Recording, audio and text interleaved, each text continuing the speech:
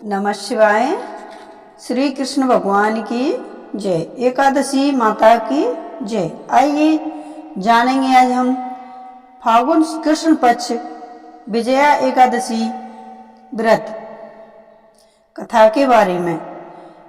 एक दिन की बात है, युधिष्ठिर बोले, हे जनार्दन, हे कृष्ण भगवान, फाल्गुनी मास के कृष्ण पक्ष की एकादशी का क्या नाम है तथा उसकी विधि क्या है, सो सब विस्तार पूर्वक कहिए, जिससे कि आपकी भक्तों का उद्धार हो सके, उनके पूजन का कल्याण हो सके।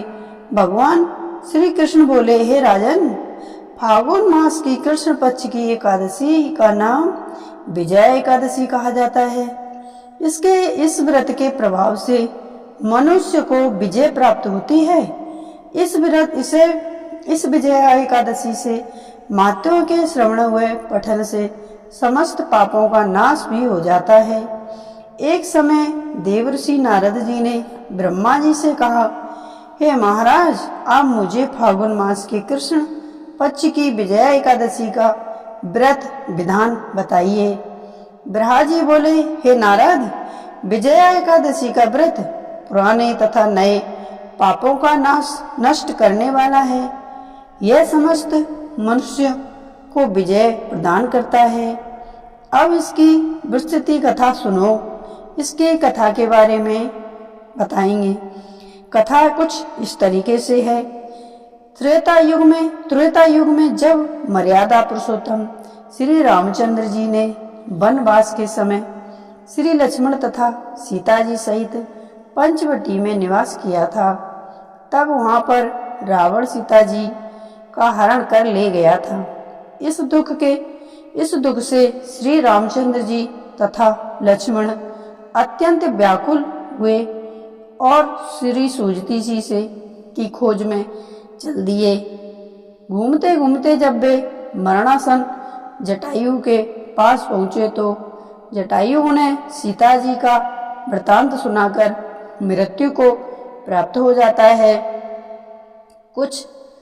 कुछ आगे जाकर उनकी सुग्रीव से मित्रता हुई और उन्होंने बाली का वध किया।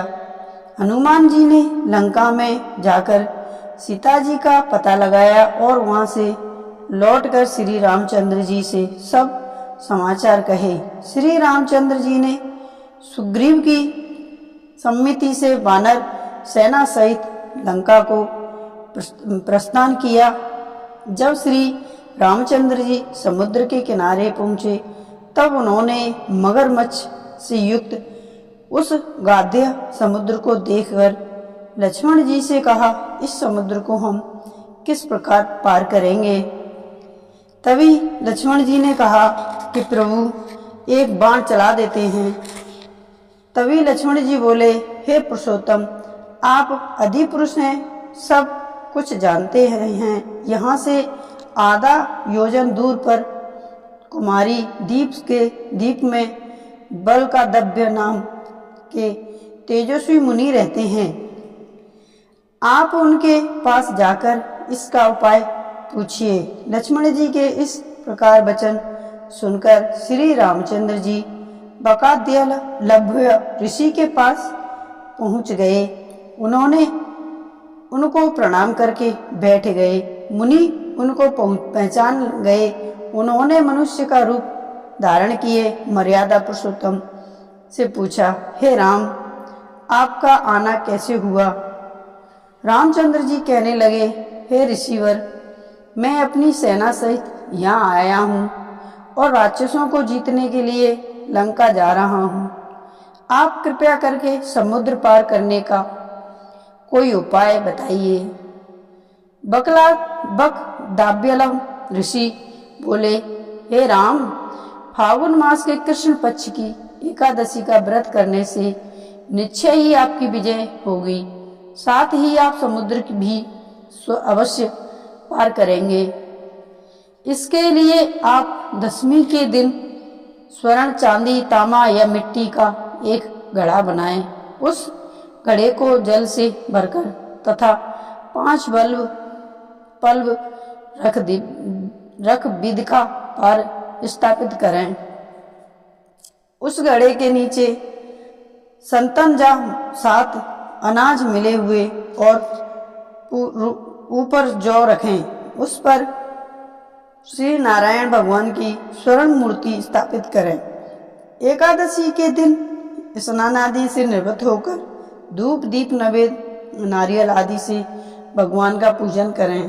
तत्पश्चात घड़े के सामने बैठकर दिन व्यतीत करें और रात्रि को भी उसी प्रकार बैठे रहकर जागरण करें। द्वादशी के दिन नित्य नियम के निवृत्त होकर उस घड़े को ब्राह्मण को दे दें। हे राम, यदि तुम भी इस व्रत को सेनापति सहित करोगे तो तुम्हारी विजय अवश्य होगी।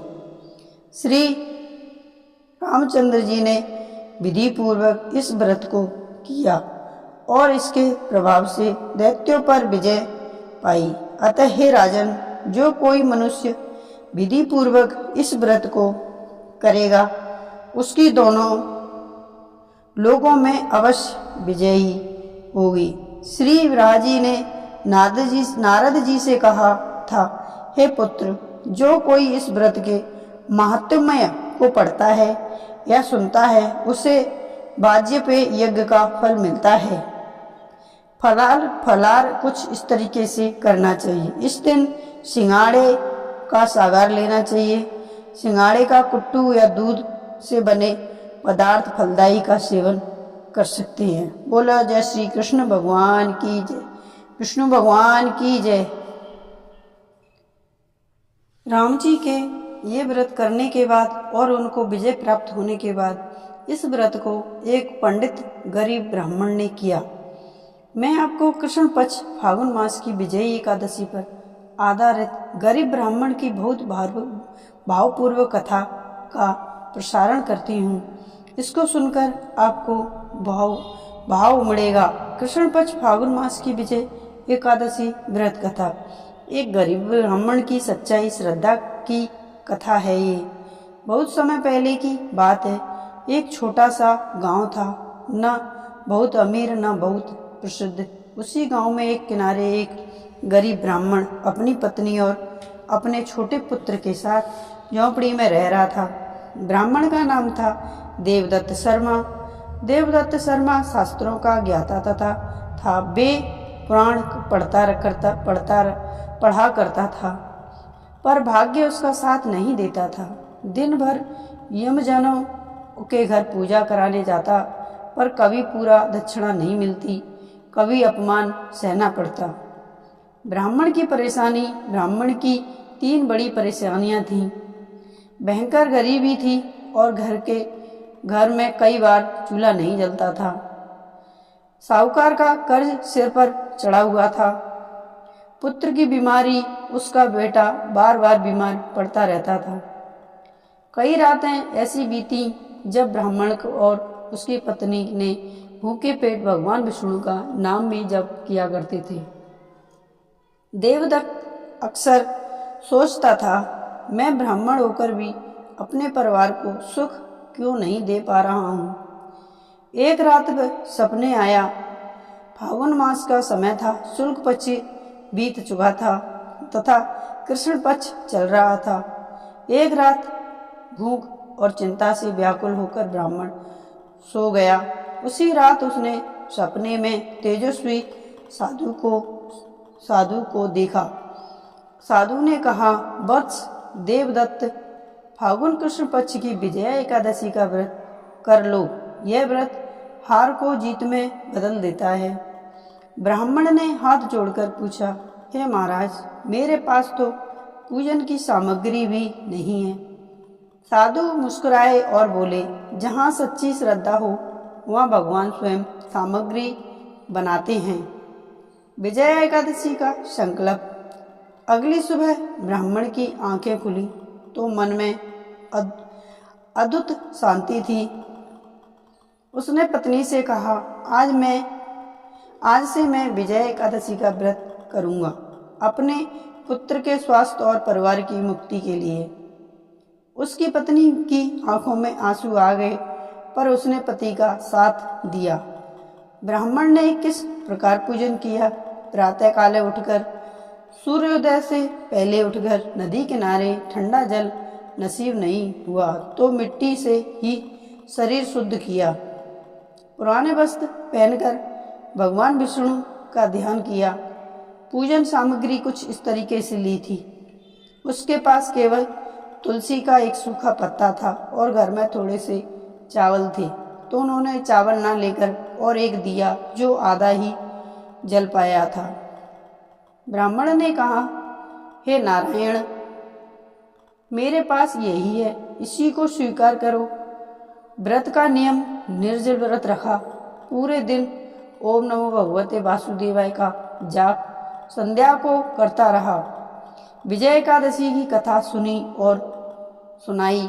ब्राह्मण को रोना आ गया। रात के समय जब दीपक बुझने लगा, ब्राह्मण फूट फूट कर रो पड़ा। हे प्रभु, न मैं धन मांगता हूँ, न मैं राज मांगता हूँ, बस मेरे बेटे को जीवन दो और मेरे पापों को हर लो। उसके आंसू भूमि पर गिरे और कहा जाता है कि वही आंसू उसका सबसे बड़ा पूजन बन गए। व्रत का फल कुछ इस तरीके से गरीब ब्राह्मण को व्रत का फल मिला। पहला चमत्कार हुआ, अगली सुबह उसका बेटा जो कोई दिनों से बुखार में था स्वस्थ होकर उठ बैठा। दूसरा फल, कुछ दिनों में एक बड़े यमवान ने ब्राह्मण बुलाया। पूरा सम्मान, अच्छी दक्षिणा और कर्ज उतारने का लाभ दिया। तीसरा फल, ब्राह्मण के जीवन में अपमान, दरिद्रता और भय धीरे धीरे दूर हो गए थे। भगवान विष्णु का वरदान, कहा जाता है कि एक रात स्वयं भगवान विष्णु ने सपने में दर्शन देकर कहा, देवदत्त, तूने यह व्रत अपने लिए नहीं परिवार और धर्म के लिए किया है, इसलिए तुझे विजय, यश और अंत में मोक्ष प्राप्त होगा। कथा का संदेश, विजय एकादशी केवल युद्ध की विजय नहीं है, जीवन की हर हार पर जीत दिलाती है। गरीबी, दुखी, असहाय सबके लिए समान फलदायी होती है। जो फागुन मास कृष्ण पक्ष की विजय एकादशी को सच्चे मन से व्रत करता है, वहाँ कभी पराजित नहीं होता है। अगर आप चाहें तो इस कथा को सुने और व्रत भी करें। बोलो श्री कृष्ण भगवान की जय। श्री शिवाय नमस्तुभ्यं। हर हर महादेव। ओम नमः शिवाय।